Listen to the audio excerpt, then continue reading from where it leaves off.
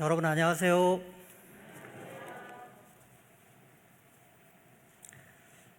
오늘은 야곱과 에서의 가치관의 차이라고 하는 주제로 여러분과 함께 하나님께서 우리에게 주신 말씀의 은혜를 나누고자 합니다. 창세기 25장의 말씀을 제가 읽도록 하겠습니다.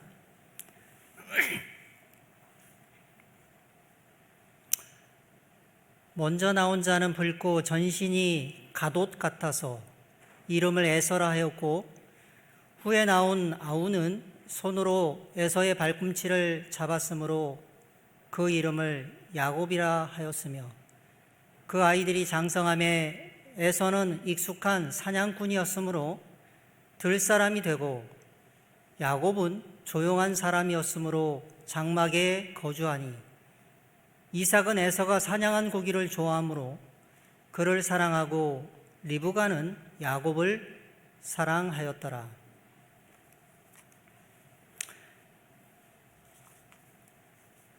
야곱과 에서는 쌍둥이였습니다.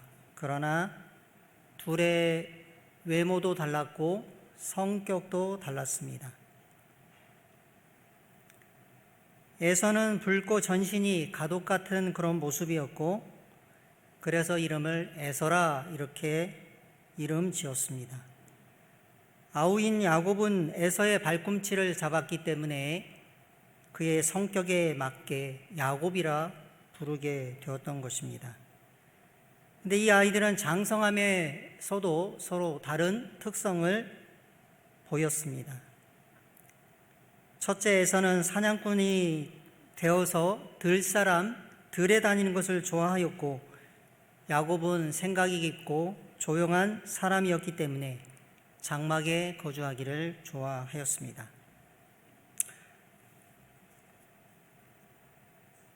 부조와 선지자 177쪽에는 이삭의 쌍둥이 야곱과 에서는 성격과 생활에서 현격한 차이를 드러내었다라고 그렇게 기록을 하고 있습니다.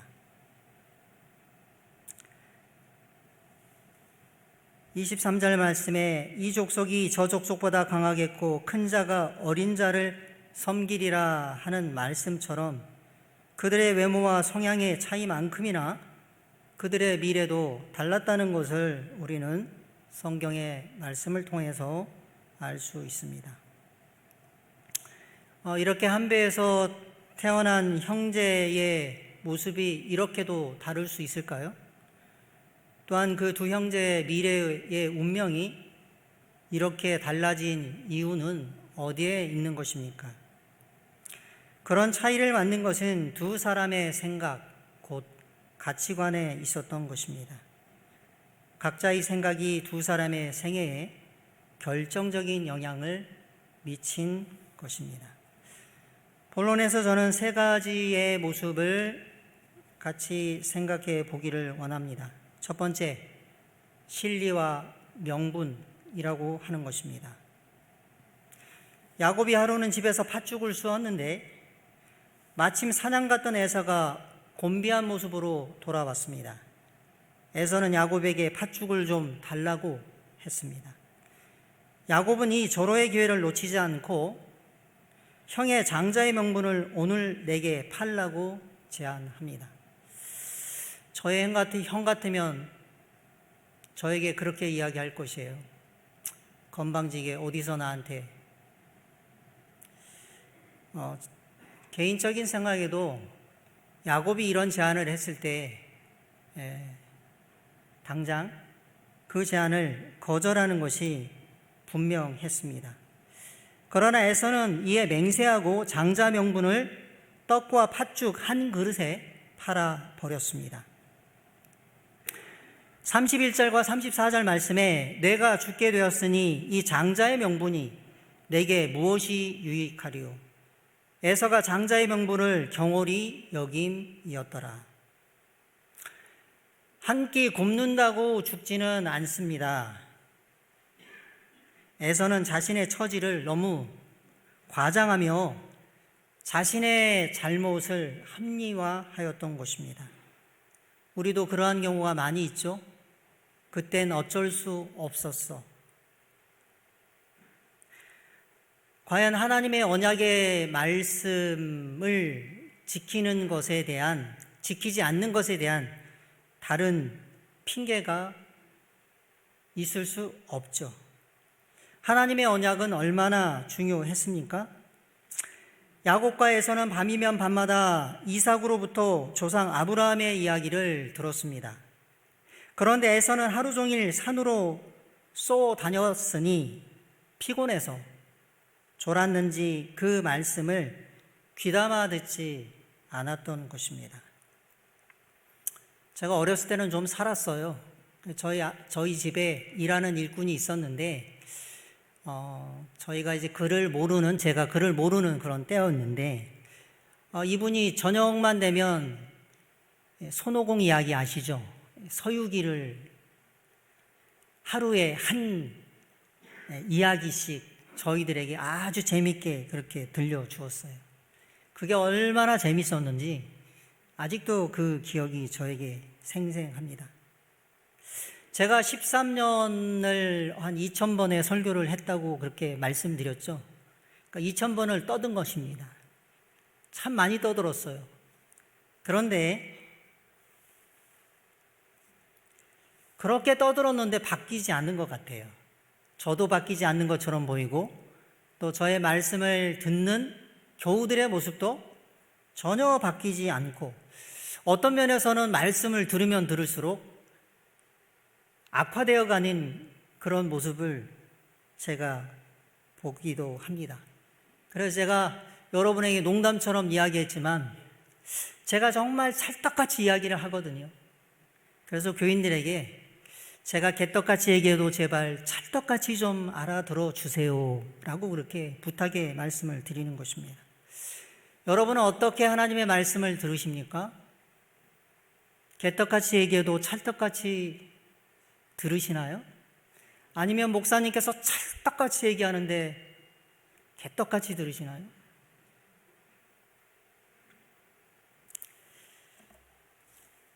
부조와 선지자 182쪽이에요. 에서와 같이 그들은 내일 죽을 터이니 먹고 마시자라고 부르짖는다. 그들은 기호의 지배를 받으며 그 길을 실천하기는 고사하고 가장 귀중한 사료마저 내버린다. 만일 부패된 식욕의 만족이나 극기하고 하나님을 두려워하는 사람에게만 허락된 하늘의 축복 중에 어느 한 가지를 버려야 한다면 식욕의 요구가 우세하고 하나님과 하늘은 사실상 멸시를 당한다. 그들은 하늘을 얻기 위하여서는 이 유해한 만족을 더 유지할 수 없음을 알고 영생으로 가는 길은 매우 좁으므로 저들이 그리로 이상 더 행할 수 없다는 결론을 내린다라고 이야기하고 있습니다. 오늘날 사람들도 신리라는 이유를 들어서 하늘나라에 가지 않을 핑곗거리를 찾고 있는 것입니다. 제가 원래는 재림교인이 아니었어요. 고등학교 2학년 중반에 재림교인이 되게 되었는데 저희 부모께서는, 아버지께서는 제가 교회에 나가는 것을, 다니는 것을 굉장히 싫어하고 저를 어렵게 하였습니다. 저희 아버지가 저를 앉혀놓고 하시는 말씀이 있었어요. 교회에 가면 밥이 나오냐, 떡이 나오냐. 제가 그 반항기 있는 마음을 가지고 속으로 아버지, 밥과 떡은 안 줘도 국수는 주는데요 라고 그렇게 속으로 이야기했던 그런 기억이 납니다. 에서와 같은 그런 불효의 사람과는 달리 반면에 야곱은 어떠했습니까? 부조와 선지자 177쪽에 이렇게 이야기합니다. 반면에 사력 있고 부지런하고 집안일을 돌보며 항상 현재보다 미래를 더 많이 생각하는 야곱은 그는 꾸준한 참을성과 검약과 선견지명은 그의 어머니에게 높이 평가되었다. 야곱은 어떤 사람이었습니까? 사려가 깊은 사람이었어요. 생각을 깊이 하고 말하고 행동하는 그런 사람이었습니다. 그는 아주 부지런했어요. 그리고 항상 현재보다 미래를 더 많이 생각하는 사람이었어요. 여러분은 어떠한 생각을 가지고 살아가시는지요? 현재를 더 많이 생각합니까? 아니면 여러분의 미래를 더 많이 생각하고 살아가고 있습니까? 미래를 생각하는 사람, 생각이 깊은 사람은 참을성이 있어요. 그리고 살아가는 데 있어서 함부로 행동하고 말하고 살지 않는다는 것입니다. 야곱에게는 하나님께서 주신 특별한 은혜가 있었어요. 그것이 무엇이에요? 선견지명. 저는 이 말을 아주 좋아합니다. 우리에게도 선견지명이 있어야 하지 않겠습니까? 당장의 삶 때문에, 당장에 내가 처한 어려움 때문에 미래를 생각하지 않고 현재를 선택하시는 그러한 어리석은 에서와 같은 자가 되지 않기를 기도하는 여러분과 제가 되기를 바랍니다.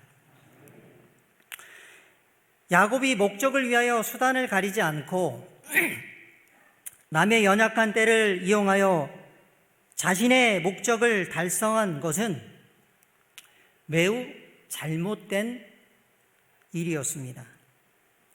이런 것들이 하나님의 뜻이라는 미명하에 얼마나 많이 행하여지고 있습니까? 야곱과 리브가가 하나님의 계획을 이루기 위한 이런 인간적인 술수를 사용했을 때 그 열매는 매우 썼다는 사실입니다. 여러분, 우리도 우리의 자유의지를 가지고 마음대로 할 수 있죠. 그러나 우리가 선택한 그 쓴 열매는 감당하는 마음을 가져야 할 것입니다. 결론은요, 에서는 미래를 팔아서 현실을 사고 야곱은 현실을 팔아서 미래를 샀다는 것입니다. 여러분은 어떤 장사를 하기를 원하십니까? 유다는 주님을 팔고 몇 푼의 돈을 얻었어요. 몇 푼돈을 얻었던 것입니다. 결국 자신의 생명을 잃었습니다. 대만은 영생을 팔아서 세상을 얻었습니다. 사랑하는 성도 여러분, 우리는 영생을 팔아서 세상을 얻는 사람들이 아니지 않습니까? 세상을 포기하고 영생을 얻는 그러한 지혜로운 성도 여러분 되시기를 간절히 바랍니다. 히브리서 12장 16절의 말씀입니다. 음행하는 자와 혹 한 그릇 식물을 위하여 장자의 명분을 판 에서와 같이 망령된 자가 있을까 두려워하라. 이번 기도주일에 혹 우리의 마음 가운데 망령된 그런 마음을 품고 있는지 다시 한번 살펴보시고 하나님 앞에 거룩한 사람으로 거듭나게 되시기를 간절히 기원합니다. 두 번째는 보이는 것과 보이지 않는 것을 생각을 해 보았습니다. 에서에겐 당장 눈에 보이는 것이 전부였고 야곱에겐 눈에 보이지 않는 것이 눈에 보이는 것보다 더 소중했습니다. 에서가 먹고 마시는 것을 좋아한 것 자체를 비난할 수는 없죠. 예수님께서도 먹고 마시기를 탐하는 자라는 비난을 들었죠. 그래서 예수님이 계시는 곳은 언제 어디서나 밥상 공동체였어요. 왜 그러했을까요? 이유가 무엇이에요? 여러분, 우리가 하늘나라에 가게 되면 하늘에서 처음으로 하는 일이 무엇일까요? 성경에는 요한계시록 19장 9절에는 잔치를 한다라고 그렇게 기록되어져 있어요. 그래서 예수님께서 이 땅에 오셔서 마지막 성만찬을 하실 때 우리에게 말씀하셨죠. 내가 이 땅에 너희들과 함께 하늘나라에서 먹기까지 내가 포도즙을 먹지 않겠다. 이것이 곧 완성된 하나님 나라의 모습인 것입니다. 교회에서는 우리 선배 목사님들이 저에게 과거에 이야기하기를 목회를 잘하려면 먹회를 잘해야 된다라는 그런 말씀을 하셨어요. 요즘 교회 보면 밥 안 하는 교회가 많습니다. 코로나 때 코로나가 되어서 밥을 안 해보니까 너무 편한 거예요. 밥하지 말자. 어떤 교회는요, 우리가 왜 밥을 해야 되냐고 헌금하고 있는데, 어떤 교회는 사람을 사서 밥을 하는 교회도 있습니다. 사랑하는 성도 여러분, 우리가 먹는 것이 중요한 것이 아니라 밥상 공동체가 있어야지 교회가 사는 것입니다. 문제는 먹고 마시는 것이 아니라 우선순위에 있는 것이죠. 빵이냐 말씀이냐. 교회에 밥 먹으러 오는 사람들도 있어요. 저희 교회도 그런 사람들이 있습니다. 예수님께서 광야에서 마귀로부터 시험을 당할 때 마귀는 덜 중요한 것을 더 중요한 것보다 먼저 하도록 유혹하였던 것입니다. 마귀는 이 땅의 양식을 먼저 챙긴 후에 하나님이 있다고 하는 것입니다. 그러나 예수님께서는 그렇게 말씀하지 않으셨고 그렇게 행하지도 않았습니다. 사람이 떡으로만 살 것이 아니라 하나님의 입으로 나오는 말씀으로 살아야 한다라고 분명하게 말씀하셨습니다. 에서의 태도는 창세기 26장에서 여인들을 아내로 취한 것에서도 알 수 있어요. 이방인의 햇사람의 딸 유다과 바스맛을 한꺼번에 아내로 맞이하는 이야기가 26장에 기록되어져 있습니다. 즉 그는 속물 근성을 가지고 있었습니다. 동생 야곱이 어머니 리브가의 염려와 배려 속에 아버지 이삭의 축복 기도를 받고 이제 외삼촌 라반의 집으로 보내질 때 이삭과 리브가가 야곱에게 꼭 이것만은 지켜야 된다고 부탁한 것이 있었어요. 그것이 무엇인지 아십니까? 믿음이 좋은 배필을 얻어라. 그곳에서 믿음이 좋은 배필을 얻어서 꼭 결혼해서 하나님의 언약의 후손을 이어가라. 저희 교회가 얼마 전에 교육관을 지었어요. 학생반을 위해서 2층짜리로 지었습니다. 그 교육관의 이름이 뭔지 아세요? 이음자리. 더 나은 세대를 위한 세대를 이어서. 여러분, 우리 재림교회의 가장 큰 어려움이 뭔지 아세요? 세대가 끊어졌다는 거예요. 세대가. 여러분은 이렇게 크고 교인이 많은 데 있으니까 잘 모르실지 모르지만 시골에서 저 어려운 곳에서 목회하는 교회들은 애들이 없어요. 장로님들도 7, 80, 집사님들이 없어요. 세대가 끊어졌어요. 아마 제가 예측하기에 교회에서의 자연 성장률이 가장 낮은 교단이 어딜까? 제7일 안식일 예수 재림교회 같아요. 제가 목회를 잘못하고 인생을 잘못 살았다고 생각을 해요. 열심히 전도하려고 하지 말고 애를 열심히 애 낳는 것만 열심히 했으면 저의 목회 환경이 이렇게 어렵진 않았을 것 같아요. 한 12씩 낳는 거죠. 그리고 또 낳고 믿음 있는 우리 자녀들끼리 결혼시키고 자연 성장만 해도 교회가 이렇게 어렵진 않을 것 같아요. 동의하지 않으세요? 근데 젊은 세대들은 자꾸 뭐라 그래요? 어렵다 그러고 애를 안 낳겠다 그러죠. 교회도 세상에 세태에 발맞춰서 가게 되면 이 교회의 미래와 하나님의 언약의 약속이 이루어질 수 있을까요?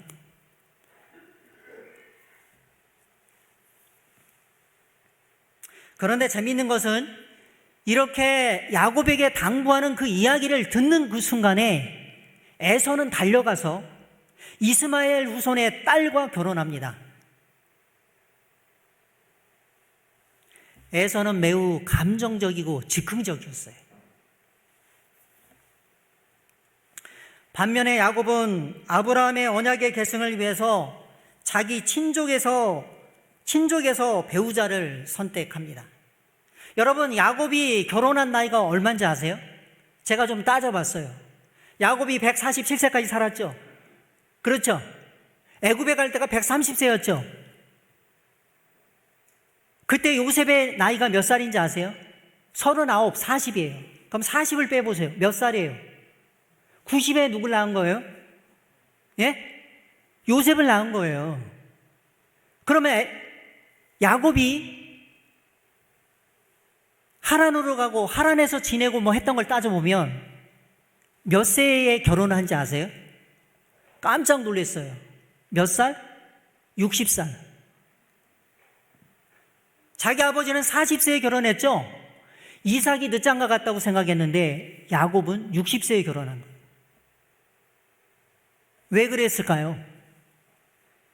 믿음의 후사를 정말 하나님을 경배하는 가정을 만드는 것이 하나님의 사역에서 매우 중요하다는 것을 말해주는 것이에요. 저희 교회는 생각보다 젊은 사람 많습니다. 왜냐하면 저희는 결혼을 무조건 믿는 사람하고 했어요. 전국의 모든 청년들, 우리 아가씨들을 수소문하고 또 수소문해서 다 그렇게 결혼시켰어요. 그랬더니 얼마나 행복한지 몰라요? 자녀도 많이 낳고 교회도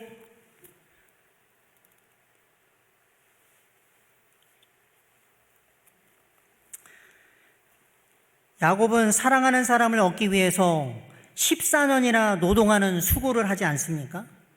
그는 라헬에 대한 항상 변치 않는 사랑과 연모를 하였던 그런 사람이었어요. 그런데 이것과 달리 에서는 어떤 사람이에요? 진실한 사랑을 해보지 못한 사람이에요. 눈에 보이는 육체적이고 감각적인 쾌락을 좇은 사람이 에서였던 것입니다. 이것이 바로 부모에게 근심거리가 되었다라고 성경은 기록하고 있습니다. 에서는 한순간의 배고픔을 견디지 못한 그것이 실수가 아니었어요. 그것은 무엇이었습니까? 그것은 평상시에 원래 그 사람의 됨됨이었던 것이에요. 여러분, 사소한 것이라고 치부하지 말기를 바랍니다. 기드온의 300명의 용사들은 무엇으로 그들이 하나님 앞에 설 수 있었습니까? 아무것도 아니에요. 그러나 그 아무것도 아닌 것이 우리의 마음의 자세와 우리의 모습인지를 드러내 준다는 사실을 기억하시게 되길 바랍니다. 제 사랑하는 친한 친구가 어느 날 저에게 뭐라 그러냐면, 너는 절대 거울만 보는 여자를 만나지 말라는 거예요. 거울 보는 여자. 거울 볼 수 있지. 이쁘니까 보는 거 아니야? 근데 그 친구가 그때 하는 말이 기억나요. 그게 아무것도 아니지만 그 사람의 모습이라는 거예요. 맨날 거울만 봐. 사랑하는 성도 여러분, 나는 어떤 모습의 사람인가요? 내 시간과 돈을 어디에 많이 사용하고 있습니까? 무슨 작정을 하고 무엇에 대해서 말하고 살아가고 있나요? 그것이 바로 나의 진정한 모습인 것입니다. 순간의 향락과 눈앞의 만족에만 안주하면 하늘 복을 받기 어려운 것입니다. 고린도후서 4장 18절이죠. 우리가 돌아보는 것은 보이는 것이 아니요 보이지 않는 것이니 보이는 것은 잠깐이요 보이지 않는 것은 영원함이니라 라고 사도 바울은 우리에게 이야기하고 있습니다. 사랑하는 성도 여러분, 보이지 않는 것을 추구하시는 여러분과 제가 되길 바랍니다. 이유는 보이지 않는 것이 더 가치 있는 것이기 때문입니다. 세 번째는 조급함과 기다림에 관한 이야기를 드리고 싶습니다. 에서는 즉각적인 것을 추구하니 당연히 조급해질 수밖에 없었습니다. 그가 조금도 참지 못하는 성질머리 고약한 자라는 것은 배고파 죽겠다는 두 번의 언급 말고도 그의 식사 습관을 보면 알 수 있어요.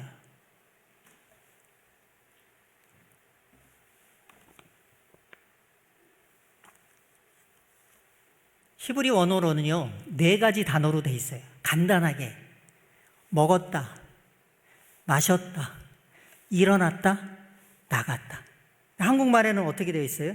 그가 먹고 마시고 일어나 나갔더라. 네.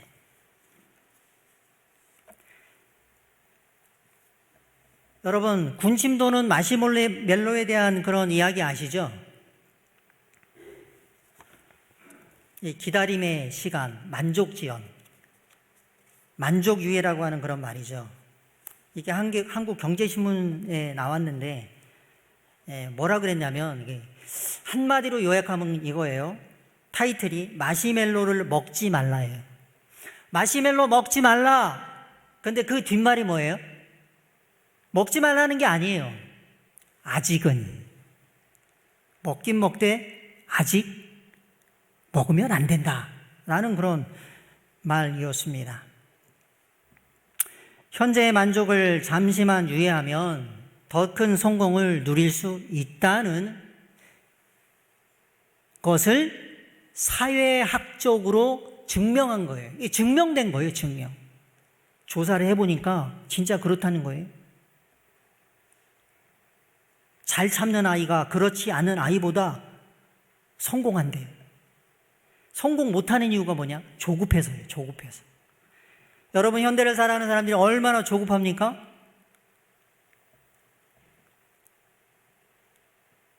에서가 아직이란 만족유예를 알았더라면 그의 삶은 분명히 달라졌을 것입니다. 부자 선지자 179쪽이에요. 조금만 기다렸으면 아버지의 장막에서 음식이 그에게 보장되었을 것이었다. 그러나 순간적인 식욕을 만족시키려고 그는 하나님께서 친히 그의 조상에게 하신 영광스러운 유업을 부주의하게 팔아버렸다. 그의 온 관심사는 현세에 있었다. 그는 땅의 것을 위하여 하늘의 것을 희생하고 미래의 행복을 순간적인 방종과 교환하였다라고 기록하고 있습니다. 여러분, 그러면 야곱은 더 나았나요? 그렇지 않아요. 야곱도 형 에서처럼 인내하지 못했다는 점에서 50보 100보였습니다. 하나님은 반드시 약속을 지키시는 분이라고 성경은 이야기하고 있습니다. 야곱이 꾀를 부려 형의 장자권을 차지하려고 하지 않아도 하나님은 어련히 알아서 야곱에게 장자권을 만들어 주시지 않았겠습니까? 야곱은 그런 면에 있어서 하나님에 대한 신뢰가 부족함을 드러내었던 것입니다. 하박국의 이야기죠. 하박국 2장 3절이죠. 하박국은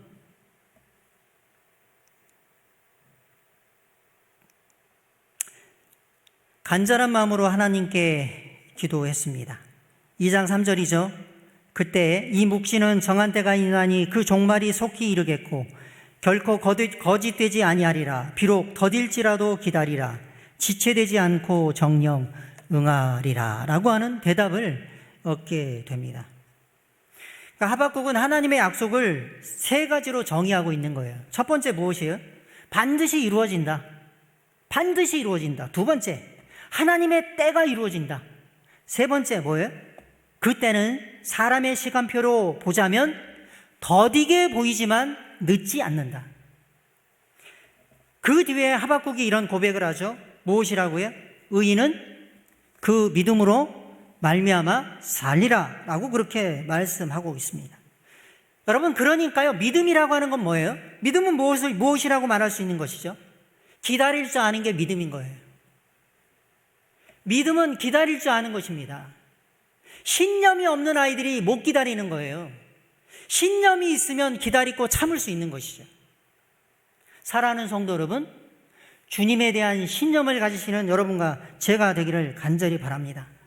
여러분, 우리가 인생을 살아가면서 어찌할 수 없는 일들이 얼마나 많습니까? 주님의 손에 맡기시는 여러분과 제가 되기를 간절히 바랍니다. 이루어지는 그때도 하나님의 계획에 있는 것이에요.